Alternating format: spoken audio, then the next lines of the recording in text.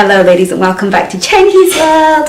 Okie dokie. So today's video is about conflict resolution. We're going to be talking about how to deal with conflict in relationships. Now I know that some of you ladies come and visit me because you're trying to get you a man. Okay, you're trying to get yourselves into a relationship, but some of you, you know how to get that guy, or you've got that guy, but you just don't know how to keep him. Now, usually, when people get to the second phase of a relationship, that's when things start to go tits up. My lads say that. That's when everything starts to go a little bit off. So there are 4 phases of a relationship. That is the perfect stage, the beautiful honeymoon stage where everything is perfect, everything is wonderful, and there's no, you just can't believe your luck, right? And then there's that imperfect stage of the relationship that is followed by the negotiation and then followed by the settlement stage of a relationship. Most relationships don't make it past the imperfect part of the relationship. And the imperfect part of the relationship is really the time where conflict begins to arise, the time when somebody begins to really show you their weaknesses, when the flaws in their character start to come out. They're a bit more comfortable now, they feel a bit more secure in the relationship, so they start showing you a little bit of their ugly, and you start to do the same. And then what happens is, at that point, that which was perfect, the bubble begins to burst. It doesn't mean that the relationship itself is done, it just means the bubble bursts. And at this point, so many of us lack the communication skills to really get out of the situation what we should. We're at the imperfect stage of the relationship, and what's happening now is boom, boom, boom, boom.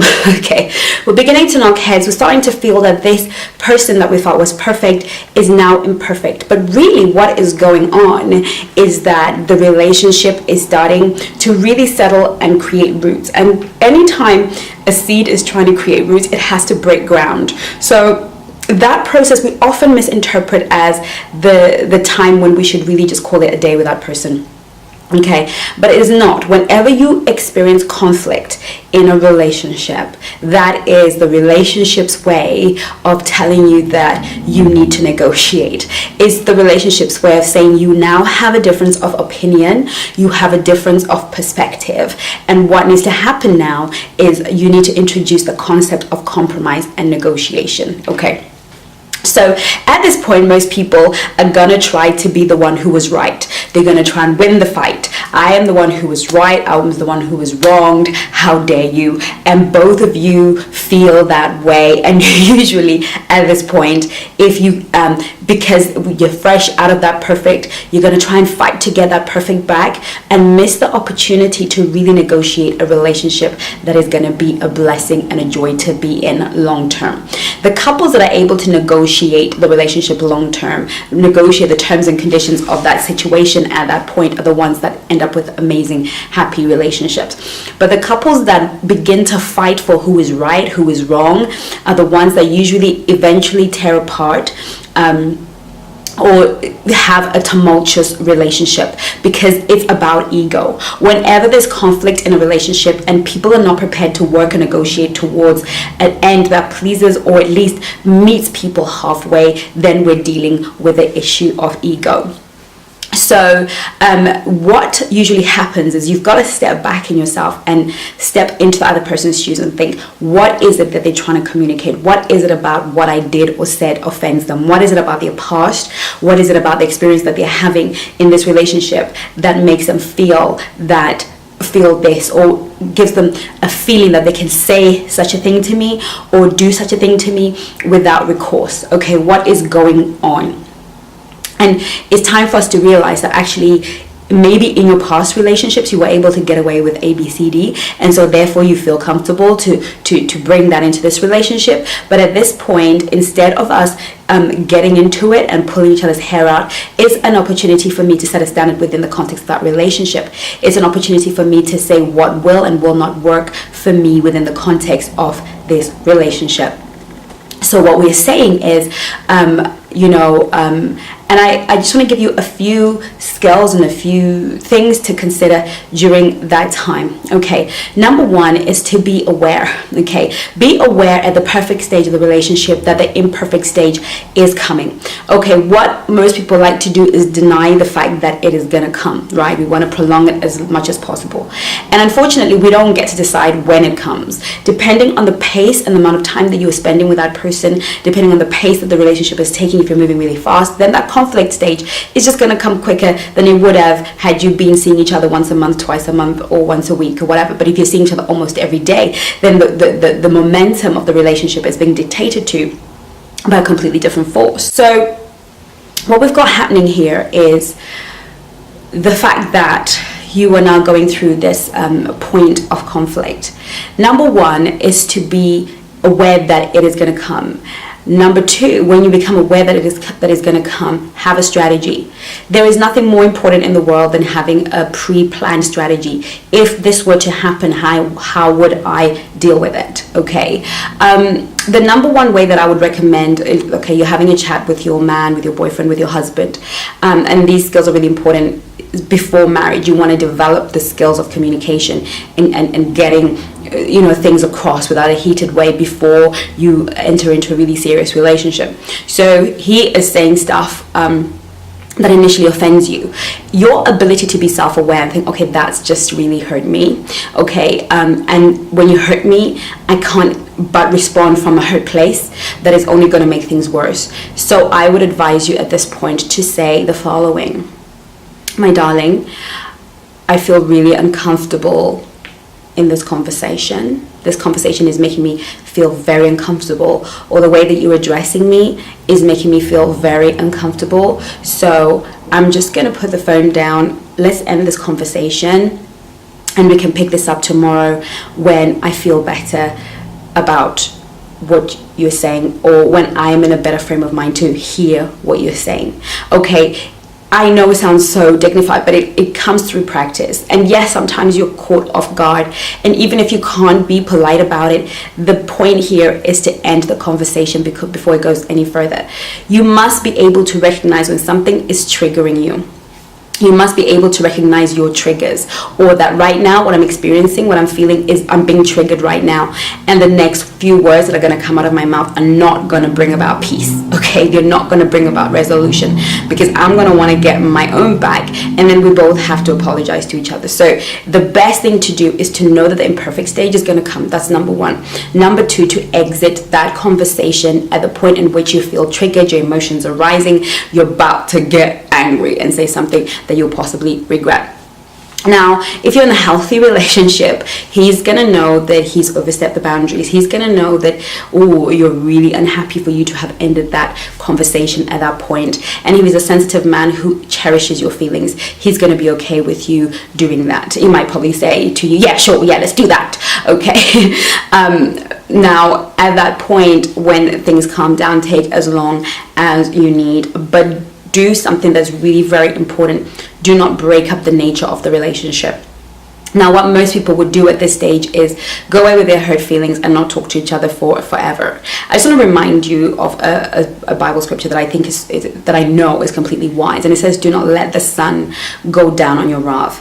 Here's why: God knows that there is a duration date where you can be angry. Okay, past that duration date, you become fodder for the enemy. There's also protection for you when you are angry. The protection is 24 hours. There's a time sensitivity. There's a mechanism that God has put into the realms of the spirit, into the atmosphere. That means that being angry within the 24-hour span, you are still in control of your actions. You are still able to control as a mechanism he's put on the inside of us, that, if you're angry, it says, be angry, but sin not. Anger is a valid feeling. It's a valid feeling. But how you handle it, that's where the issues come in. And God knows that 24 hours is about a good time to be mad. Okay, but within a 24-hour period, this has to be resolved, right? Do not allow the sun to go down on an argument.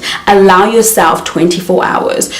wait for the day to go by. Because if you make 24 hours 48 hours, what was a molehill, what was a single issue, begins to develop into something huge in your mind, begins to gather momentum in your mind. Why? Because there's a force at work that never wants people to be with. Conflict is part of, you know, the enemy's strategy to destroy relationships. So the longer you leave it, and this is the problem with some couples, is they leave it too long to address the issues. What are the issues? Okay, so challenge yourself to never let 24 hours go by. Yes, he was the one who was wrong. Yes, he's the one that said all the wrong stuff, or she was the one who was wrong.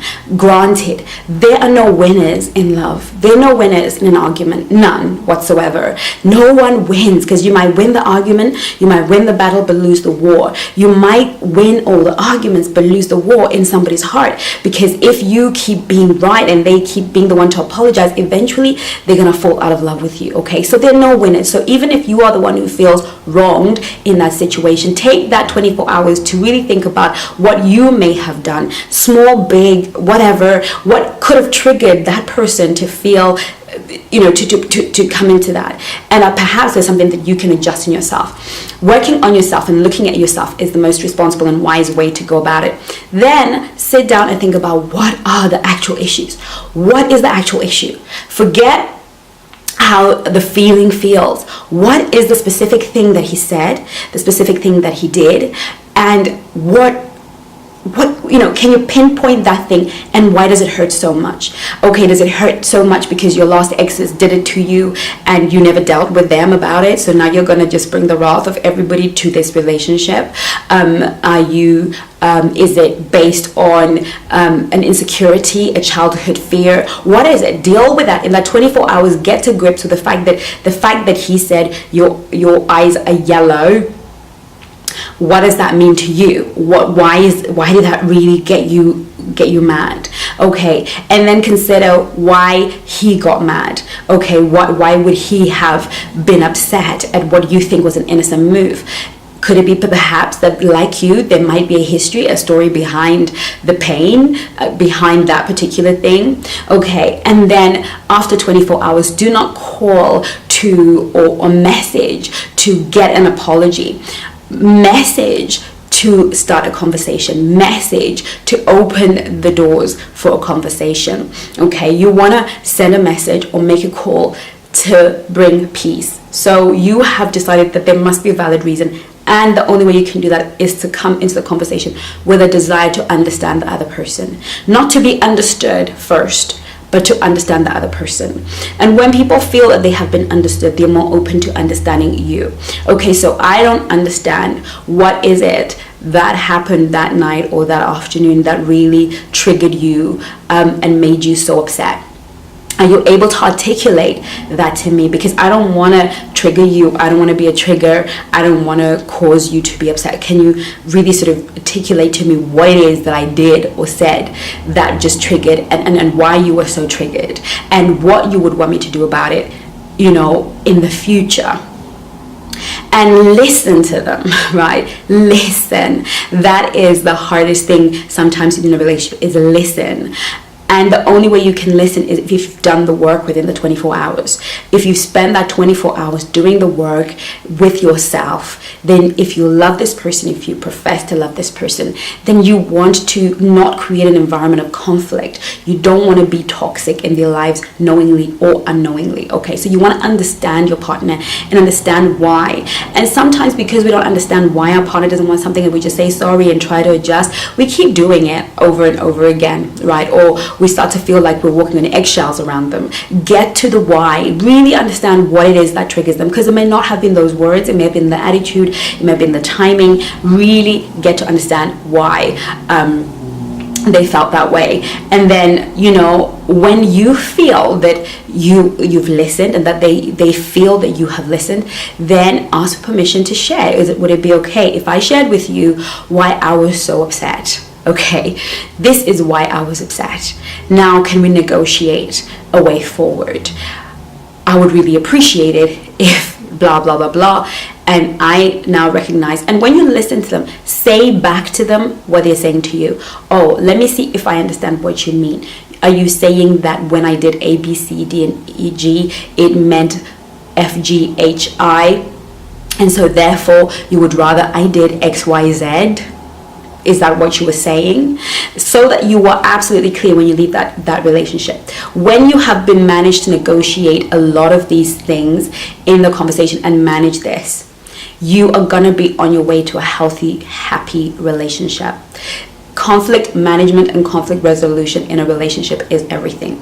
If they are not ready to speak to you within that 24 hours, then there is very little that you can do. You just have to wait them out. But as long as you know that you've dealt with your feelings right now, you've dealt with your part, and they're not ready, that's completely fine. Give them the space. They will eventually come to you, but make sure that they know that you reached out. Now, I'm really hoping this video was helpful, especially for those of you who are married. It's never too late to take this on board. If you are married, you want to resolve this a lot quicker than 24 hours if you have the grace to do so. But do not allow bad feelings and bad vibes to exist within your relationship at the beginning, middle, or end. Do not tolerate anything. Accept it, reject it, but never tolerate it. And the only way you can accept and reject is to be prepared to confront, to come out into the light and speak your truth. Thank you so much for watching. Thank you so much for watching. I'll see you on my next video. Take care of you and each other. Okay, bye-bye.